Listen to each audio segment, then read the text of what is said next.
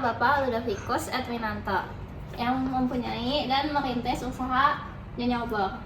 Oke. Nah, kita bakalan wawancara Bapak Ludovikus Edwinanto.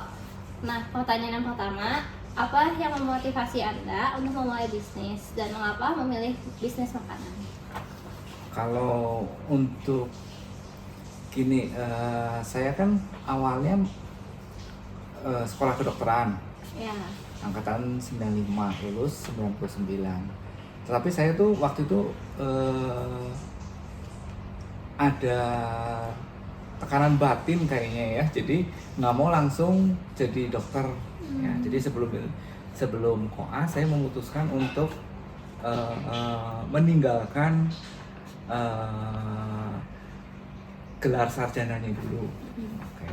Dari situ saya berpikiran untuk memulai bisnis makanan. Cuma kan pada waktu itu sama sekali nggak ada modal. Ya. Jadi saya waktu itu modal cuma 10 juta untuk ngontrak 1 tahun di Gang Buton Dalam. Itu sudah berikut beli peralatan-peralatan masak. Ya. Dari situ saya memulai Nyonya Obor.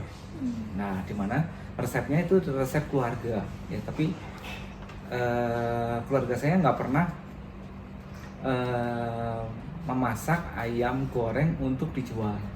Jadi baru sampai tangan saya itu dikomersialisasi. Gitu. Itu sedikit awalnya kenapa saya dagang ayam goreng. Selain modalnya sangat sedikit, ya karena memang saya nggak punya modal dulu ya. Iya, jadi yang ada ya.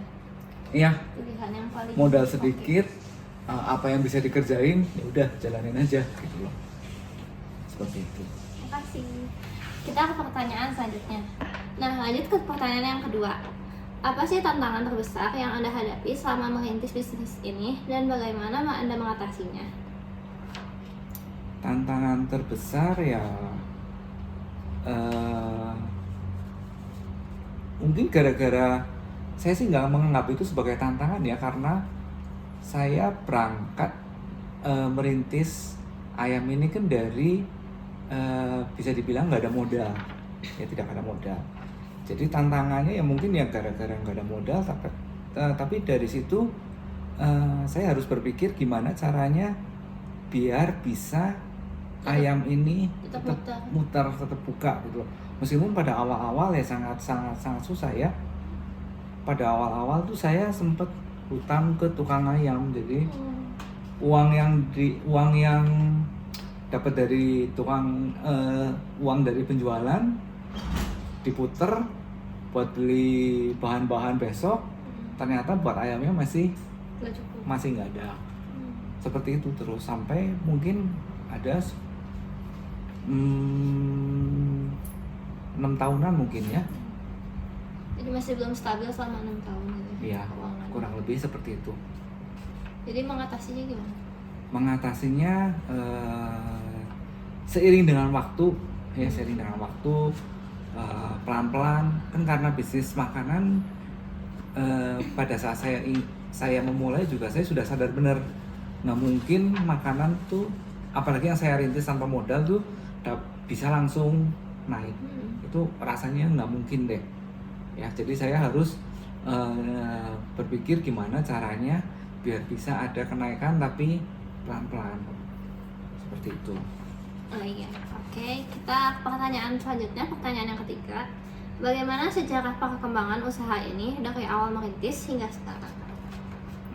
Sejarah? Iya, kayak perkembangannya pelan-pelan gitu. Pelan-pelan. Pelan-pelan ya itu tadi. Jadi dari awal saya cuma ada modal 10 juta untuk ngontrak 7 juta, 3 juta lainnya tuh untuk beli alat-alat masak ya, seperti itu. Itu awalnya sekali ya. Kemudian bergulir, sempat utang sana, sempat utang sini. Terus kemudian tiap kali, oh ya kan saya ngontrak pertama tuh di Buton Dalam. Yeah. Kemudian saya pindah kontrakan ke Cikuda Patokolot, itu ngontrak 3 tahun untuk untuk pindah ke kontrakan baru saja saya harus utang ke papa saya, pinjam uang dulu, dan nggak pernah dibalikin lagi sampai sekarang juga karena ikhlas kali mungkin papa ya. Itu terus habis itu tahun 2006 saya married. 2006 saya married. Itu juga keuangan masih amburadul. Ya, saya masih utang ke tukang ayam segala macam ya. Kemudian 2009 ternyata dapat surat panggilan dari Maranatha, tempat saya kuliah dulu, kuliah kedokteran sarjana S1.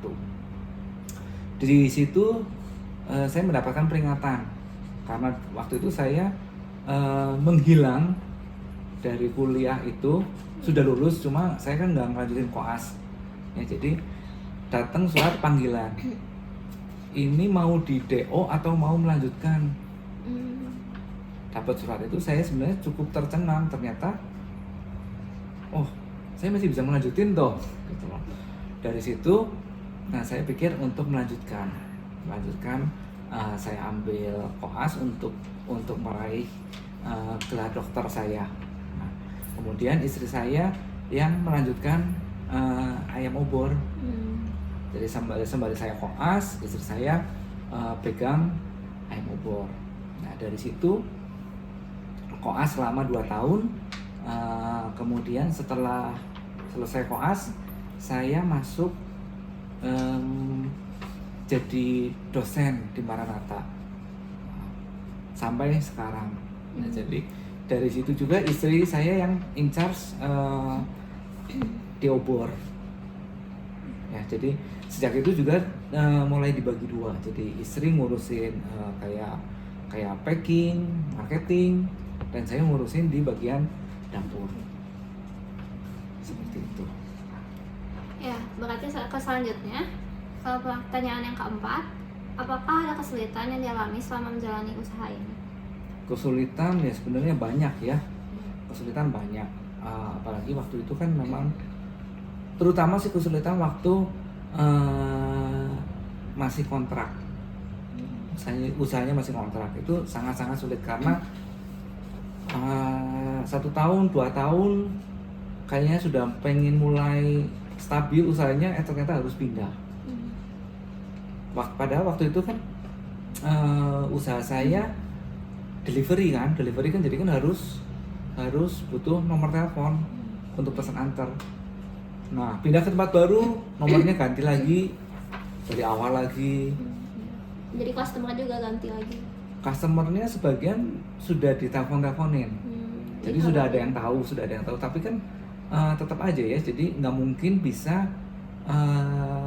naik gitu loh penjualannya, gara-gara mungkin sudah mulai dikenal pindah lagi, sudah mulai dikenal pindah lagi. Karena jarak juga mungkin ya.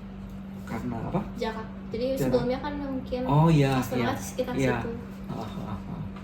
Ya seperti itu. Kemudian sejak pindah ke Jalan Enchantis, waktu itu saya memaksakan sekali untuk membeli rumah di sini. Mana waktu itu rumah di sini kan masih belum jadi, ya. Jadi, itu berat banget lah. Harus beli rumah sini, nyicil di tengah kota, sementara nyicil juga masih di Taman Kopo, tempat rumah saya tinggal. Itu berat banget. Gitu. Kita ke pertanyaan selanjutnya. Nah, sekarang yang bakal wawancarai adalah Antonia Karin. Selanjutnya yang nomor 5, apakah ada momen atau pengalaman tertentu yang memicu Anda untuk memulai bisnis ini? Pengalaman atau momen tertentu yang memicu, intinya mah saya ada resep keluarga ya, satu itu. Yang kedua, nggak ada modal ya. Terus yang ketiga, karena saya pada awalnya nggak mau melanjutkan jadi dokter. Jadi dari 3 itu akhirnya saya mutusin untuk jual ayam goreng. Selanjutnya, pertanyaan yang keenam, apakah ada nilai-nilai yang Anda pegang dalam menjalankan usaha ini dan bagaimana nilai tersebut tercermin dalam usaha Anda?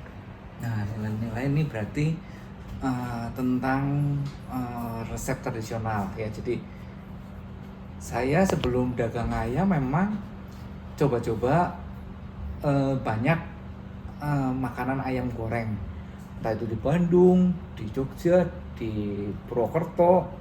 Nah, ternyata resep yang ada di keluarga saya itu cukup unik ya. Jadi yang pertama, nggak pakai kunyit ya. Jadi kalau kita tinggal di Bandung, ayam goreng Bandung rata-rata semuanya pakai kunyit. Ayam goreng kuning karena pakai kunyit ya. Nah, saya enggak. Terus yang kedua, di saya tuh pakai kremes. Ayam goreng Bandung banyak sekali pada saat saya dagang nggak ada yang namanya kremes, adanya serundeng ya. Perbedaannya kremes sama serundeng, kalau serundeng itu dari kelapa, kalau kremes itu dari si bumbu si ayamnya yang diolah jadi runtukannya. Nah, terus yang ketiga, kelebihannya resepnya tradisional banget. Jadi ayamnya empuk, lebih empuk daripada ayam-ayam yang dijual di Bandung karena prosesnya yang lama, masaknya lama. Nah, jadi berdasarkan 3 hal itu rasanya saya berani deh untuk memulai dagang ayam buatan saya sendiri. Selanjutnya ini yang ke-8, apakah ada nasihat terpenting yang pernah Anda terima? Nasihat terpenting yang saya terima dari siapa? Siapapun. Siapapun, saya rasa nggak ada loh. Kalau untuk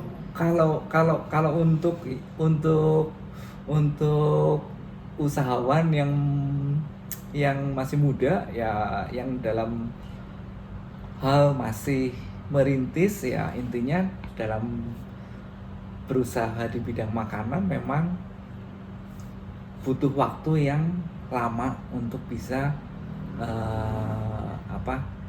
mapan ya. Jadi nggak mungkin bisnis makanan cuma 1-2 tahun, apalagi dengan modal yang minim bisa langsung jadi naik tinggi, itu saya rasa susah. Jadi tetapkan tekad yang kuat dulu sebelum bisnis makanan, dan kekuatan makanan itu ya ada di makanannya itu sendiri. Jadi harus percaya kalau makanannya tuh punya kelebihan dibanding yang lain. Nah, untuk pertanyaan yang terakhir ini, apakah ada harapan dari Anda untuk usaha ini di masa depan? Lalu bagaimana Anda mempersiapkan diri untuk mewujudkannya? Usaha ini ke masa depan ya, saya harap anak saya bakal bisa melanjutkan ya. Jadi mungkin ke depannya mungkin bakal banyak cara ya. Mungkin bisa dijual menggunakan packaging yang lebih bagus atau gimana. Itu saya mungkin belum memikirkan sampai sejauh itu sih. Sekian wawancara pada hari ini. Terima kasih. Sama-sama.